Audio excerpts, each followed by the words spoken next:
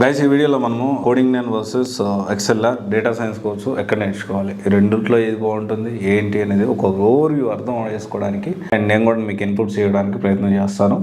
And ఇక్కడ చాలామంది ఏంటి అంటే ఒక కోర్సు నేర్చుకునేటప్పుడు ఇన్స్టిట్యూట్ సెలెక్షన్ అనేది చాలా ఇంపార్టెంట్ అనే విషయం అసలు మర్చిపోవద్దు. ఎందుకంటే చాలా వరకు ఏం చేస్తారంటే ఏదో ఒకటి అక్కడ జాయిన్ అయ్యేటప్పుడు కూడా అక్కడ నెగిటివ్ రివ్యూస్ ఉన్నాయి, నేను అందుకే అక్కడ జాయిన్ అవ్వను, లేకపోతే పాజిటివ్ రివ్యూస్ ఉన్నాయి, నేను అందుకే అక్కడ జాయిన్ అవుతా, లేకపోతే మా ఫ్రెండ్ జాయిన్ అయ్యాడు కాబట్టి నేను కూడా జాయిన్ అవుతా. ఇలా కాకుండా మనము అసలు ఫస్ట్ ఆఫ్ ఆల్ చేయాల్సిన విషయం ఏంటంటే డేటా సైన్స్ కోసం మనం నేర్చుకోవచ్చు అనే ఫస్ట్ పాయింట్ మనం తెలుసుకోవాలి. నేర్చుకోవచ్చు అనే దాన్ని బట్టి మనం చూసుకుంటే ఆ తర్వాత ఎలా ముందుకెళ్ళాలనేది మనం ఖచ్చితంగా ఆలోచించవచ్చు. ఏ కోర్స్ నేర్చుకోవాలి, మనకి సూట్ అవుతుందా లేదా దాన్ని బట్టి మనం డెసిషన్ తీసుకోవడానికి అవకాశం ఉంటుంది. అండ్ అయితే ఇక్కడ కోడింగ్ నన్ versus ExcelR data science course ఎక్కడ నేర్చుకోవాలి, ఇక్కడ బ్యాచ్ సైజ్ ఎలిమిటెడే ఉంటుంది రెండు కూడా, అండ్ స్కెడ్యూల్ ప్రాపర్ స్కెడ్యూల్ అనేది రెండిట్లో ఉంటుంది, అండ్ ఇంటర్న్షిప్ రెండిట్లో ఉంటుంది, అండ్ ఫీజు కూడా ఆల్మోస్ట్ 80 to 1 lakh ఉంటుంది రెండిట్లోనూ, అండ్ ప్లేస్మెంట్ ప్రొవైడ్ చేస్తున్నారు.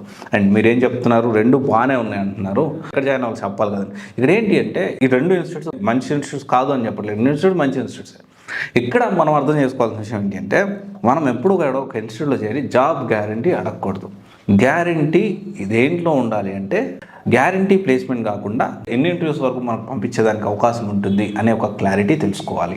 అండ్ నేను తర్వాత వచ్చేసి లింక్డ్ఇన్ అండ్ గిట్హబ్లో మనకి ప్రొఫైల్స్ అనేవి దాంట్లో యాక్టివ్గా బేసిక్ స్క్రాచ్ నుంచి చెప్తారా, ఆల్రెడీ బిల్డ్ అయిన ప్రొఫైల్స్ వాళ్ళ ప్రీవియస్ స్టూడెంట్స్, అది కొంచెం అవకాశం ఉంటే తెలుసుకోండి.